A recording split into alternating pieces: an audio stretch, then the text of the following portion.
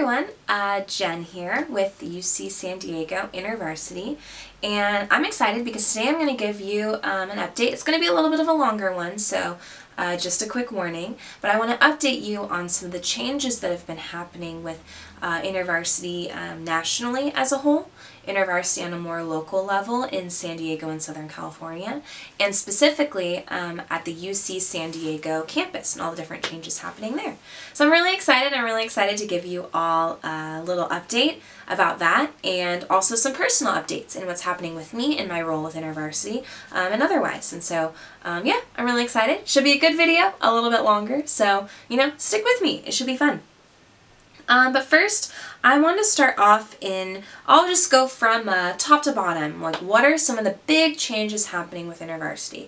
And so basically, InterVarsity on a national level is stepping into something right now called the 2030 calling. And the idea behind that is, by the year 2030, can we be on every single college campus in the United States? Can InterVarsity be on every college campus? Can there be a witnessing community there? And so I'm really excited about that. It's a really cool vision, and I actually want to read to you guys the vision statement because I think it encapsulates not just that, but a bigger vision that actually would impact UC San Diego specifically as well. And the vision is, longing for revival, we as InterVarsity catalyze movements that call every corner of every campus to follow Jesus. I love that because it emphasizes every campus, but also every corner of every campus. It's saying that we aren't satisfied with just there being a little Christian club on a college campus, but actually being a movement on every campus, including UC San Diego, that reaches every pocket and corner of campus, especially those pockets and corners of campus that most Christian groups have a harder time reaching. So ethnic minorities on campus, different groups that may not be interested normally in Jesus or might have a harder time engaging in Jesus, like LGBTQ students and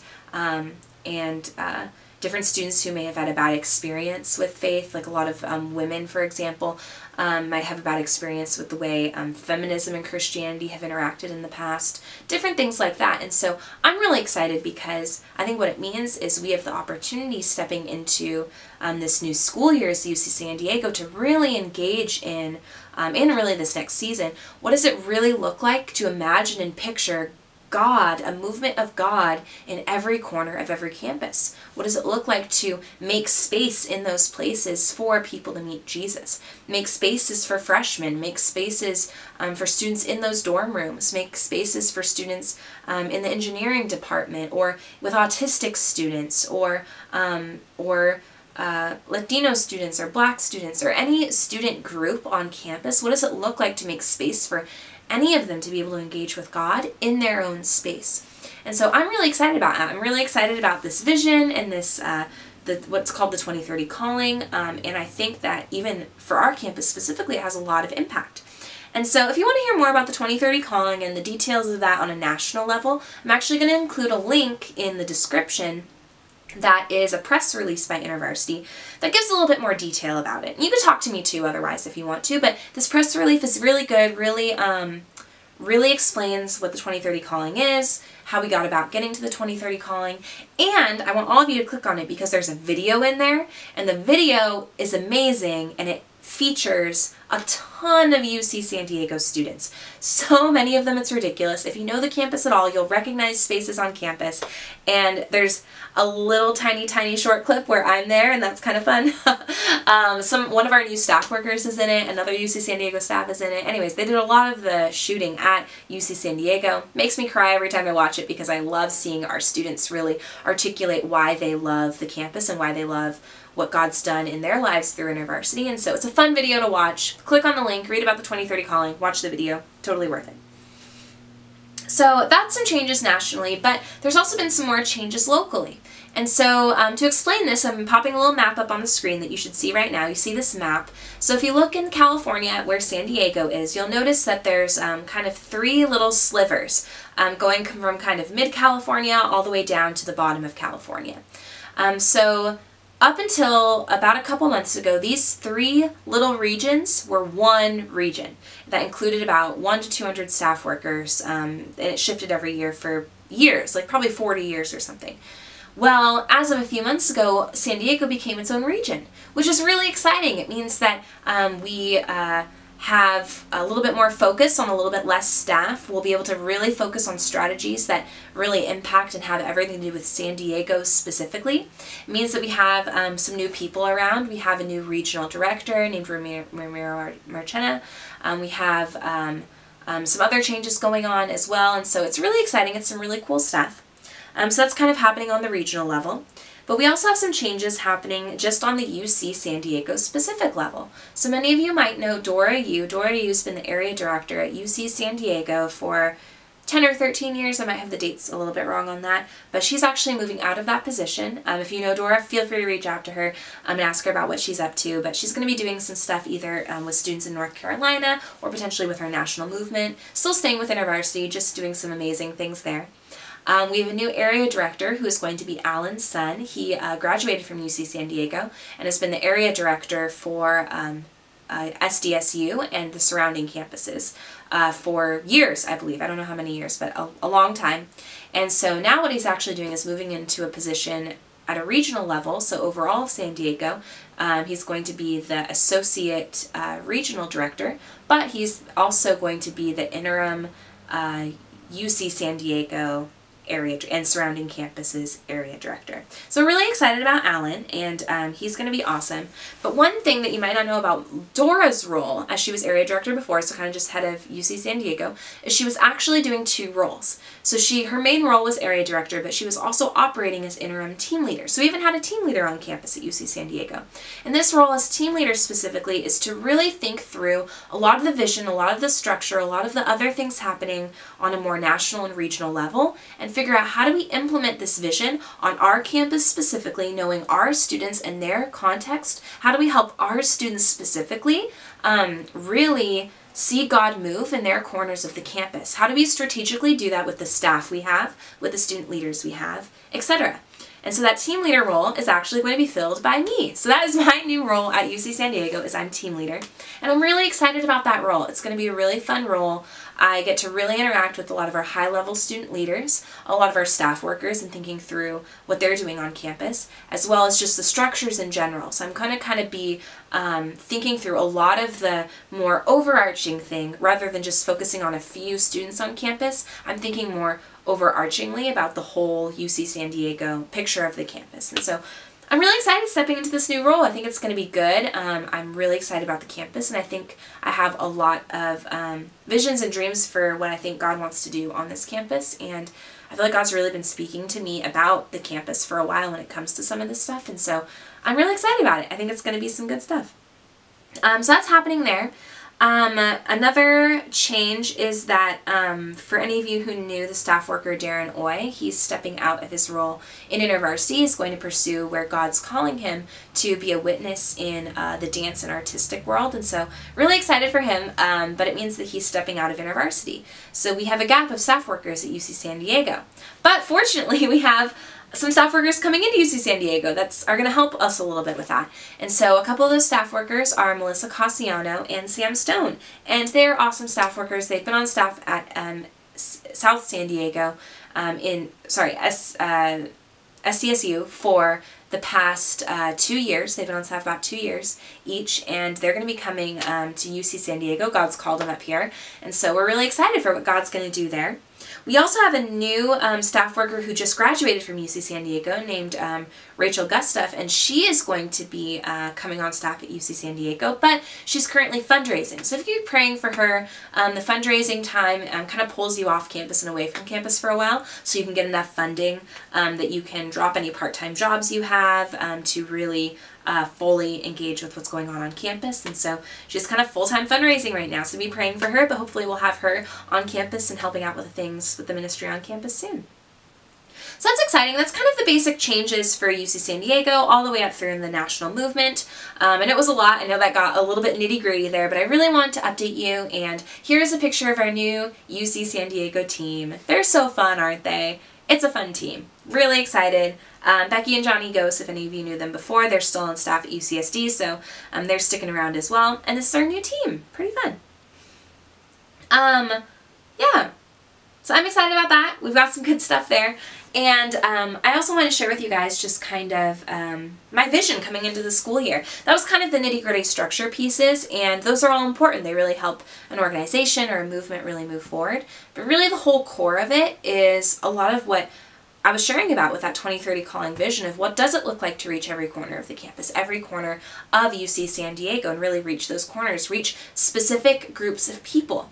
That what does it look like not to just expect them to come to our stuff, but really go to them and actually build ministries in the places they're at, in the context that they're at. And I'm really excited about that, and that really fits a lot of what our students are really passionate about right now, is what does it look like to share Jesus in the places where they're already at. And that's amazing. I love that, and I think it's a way that not only helps us reach that campus, but I think it helps them beyond college and being able to know how do you share who Jesus is, do ministry well, do life well in the workplace, as a parent, with family, all that stuff. And that's done really well when you learn while you're on campus, while you have staff workers really with you and in it with you.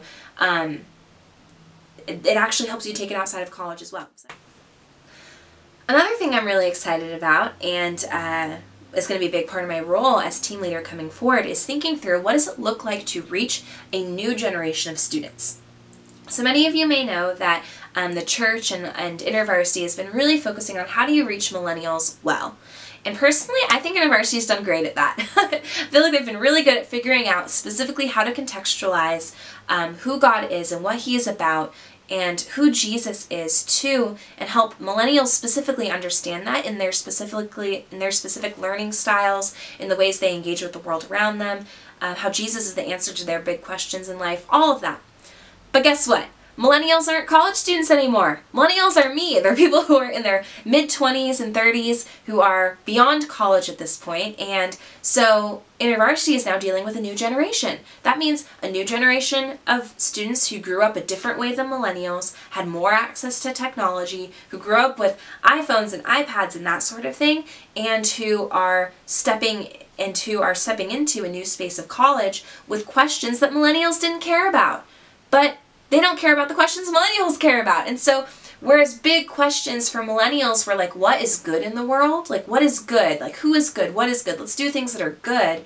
That's not the next generation, which is Gen I, by the way, is what they're being called, Gen I or Gen Z, I believe. But I've been leaning towards I'm calling them Gen I just for now. But Gen I cares more about what's worth their time, because they have access to so many things that they have to pick and choose. It's not like they ever get bored. They just pick and choose their next form of entertainment thing that they're doing. And so what does it look like to help Gen I students that what's worth it? The answer to that question, what is worth it in life, is Jesus. And so they're thinking through those types of questions. They have a big focus on beauty and picture and things like that. What does it look like to reach a generation of students who cares about those things? And I'm still learning about that generation because they're a they've not been an adult generation yet until now. And so we're kind of learning what they're like and what different ways of reaching them and things like that. And it's going to be an adjustment and experimental next few years, but is one of the things I'm really excited about learning about, stepping into this new role and really thinking through how to help students on campus meet Jesus. And so I'm really excited about that. A few other things. Well, those are things I'm excited about with UC San Diego specifically. But I also wanted to give you a quick personal update. And so on the personal side of things, I want to share with you, the team leader thing. I'm stepping into the new team leader role, still at UC San Diego, but I am also giving 5% of my time to the National Evangelism Department as what's called an evangelism champion. That basically means that I get to experiment with different evangelistic tools so that in a year or two or whenever I get to experiment with them and make them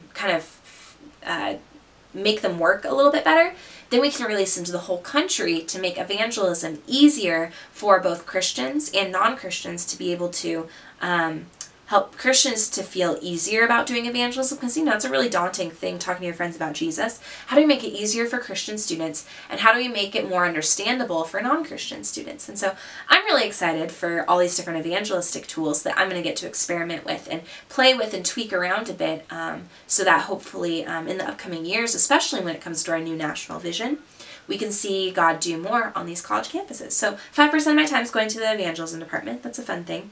And I'll be doing really cool projects with this too. Like, I'm being kind of broad for now because it's a long video, but I'll give you guys an update with more specifics in the future, when some of the more specifics, when I kind of figure out kind of the details of exactly the projects I'm doing. I'll give you guys a bigger, longer update about that another time. Some other personal updates is I have new roommates. And so this is Michael and Hannah, and they're awesome. They are some of my closest friends. I graduated with them from UC San Diego, and so they're awesome. They're great. They're fun roommates. Michael and Hannah Taberner. They're married. Michael is on staff at University of San Diego, and Hannah is a marriage and family therapist. And so I'm really excited to keep living with them. I'm also still living with my other roommate, Jen, if you knew her at all. But yeah, so it's really fun. All four of us went to school together. It's a fun group. You'll probably see random pictures of us if you follow me on Instagram or Facebook. We're a fun crew. But I wanted to give you guys just that personal update. Otherwise, those are kind of just the general updates. So I wanted to update you guys on kind of national InterVarsity. I want to update you on general changes and kind of some of my vision coming forward into the new school year. But I also want to tell you guys how you can get involved in this, because some of you already are involved in different levels, but I want to give you an update because even the ways that you can be involved have changed and evolved. And so I'm really excited. So a term that I don't think I've used much in the past, but I want to start using now, is ministry partners. And so my invitation for all of you guys today is for you to become a ministry partner. A lot of you I'd already consider ministry partners. You might not even know that that's the title I would call you, but you are a ministry partner. If you give to the ministry regularly, you are a ministry partner. If you already give to my donation site, give to support this ministry, you are a ministry partner. So thank you for being a ministry partner. You're awesome. Also, if you pray for the ministry regularly, if you get my prayer updates and you pray for me on a regular basis, if you pray for UC San Diego and the students there and the InterVarsity ministry there on a regular basis, then you are also a ministry partner. Thank you for that. But I want to make it official. And so I have a form that I want everyone to fill out.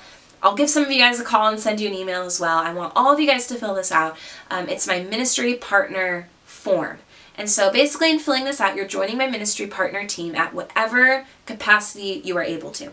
And there's a lot of different ways that you can be a ministry partner. I just mentioned two of them. Another one that I want to highlight is you can be a ministry partner by being on my my prayer champions team. So as a prayer champion, I will text you prayer updates. Once a week, I'll text you a prayer request, or I think 2 to 5 prayer requests once a week or once every other week. So you're kind of on the front lines, the immediate prayer people for whatever's happening at UC San Diego. And so that's what you would do if you would join that team as a ministry partner specifically. And more info about that is in the list. But basically you're like my emergency prayer team. I text you every week with prayer requests and when emergencies and difficulties come up on campus or while I'm at camps or conferences and students just need prayer, I'll text or call you immediately. So you're kind of on the emergency prayer team, basically. And so if you're interested in being a prayer champion, fill out that form. If you're interested in giving, fill out that form. Getting my prayer emails, fill out that form. Anything. If you're already a ministry partner, you already do a bunch of those things, fill out the form anyways, because I might not have your most updated contact information. I sent, I think, letters out like last, when was it? I sent letters out maybe my last prayer list or whatever. I sent letters out. I got a ton back because I didn't have your most updated contact info. And so I'd love to get your most updated contact info, emails, phone numbers, mailing addresses, etc. So if all of you could fill out that form, that would be awesome. I'd love to make sure I have all your updated info and give you a lot of opportunities to become a ministry partner. Even if you don't think you can be one, you don't have the capacity, you might not have the time, you might not have the money, there's probably a way that you can be a ministry partner. And so fill out that form, look at all the different options. It's amazing. It's a fun thing to do. And we'd really appreciate you. It's a way for you to get involved with ministry on campus without committing your whole career to it like me. And so it's great. Really appreciate you. The ministry can't function without ministry partners like you guys. So thank you for being a part of it, especially if you're already a ministry partner. But join the ministry partner team, fill out the form. And then also another last thing I want to say basically before finishing this video is you guys seem to like these videos. I get a decent amount of views every time I make a video, and I think I've decided I'm going to keep doing them regularly. And so since I'm doing them regularly, I want to ask you guys something I've never asked before, but I want you to subscribe. And so you don't have to subscribe. I don't really care about the amount of subscriber. I'm not like a YouTuber or anything. I'm asking you to subscribe if you want to be the first one to know that these videos are up. And so I'm going to try to do these once a month at the very least.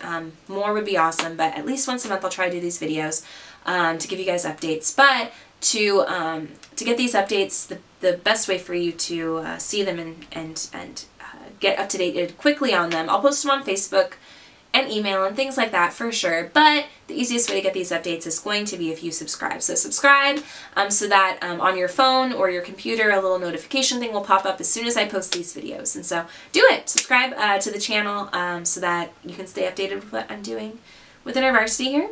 And I think that's it. I've loved giving you guys an update. I know it was a little bit longer one. It was really detailed, but I really appreciate you sticking with me and watching it. And if you want to hear more, because that was more broad, it was lots of details and very broad. So if you want to hear more details about any of the specific things I shared today or want to ask me any questions, always feel free to text me or email me or leave a comment, etc. But I'm also down to meet up with you. I'd love to meet up with you, buy you coffee, share a little bit more about the updates that are going on, because I know it was a lot of details, especially for those of you who are ministry partners. I'd love to meet up with you and share with you in more detail some of what's going on, because there's a lot and it could potentially be a little bit confusing. And so I just want to, be able to do that. So let me know. Let me know if you want to meet up. Feel free to text me or email me or comment or whatever. Would love to meet up and share a little bit more about what's going on. Otherwise, thanks. I'm really excited. Glad I got to give you guys an update, and hopefully I will talk to y'all soon. Bye.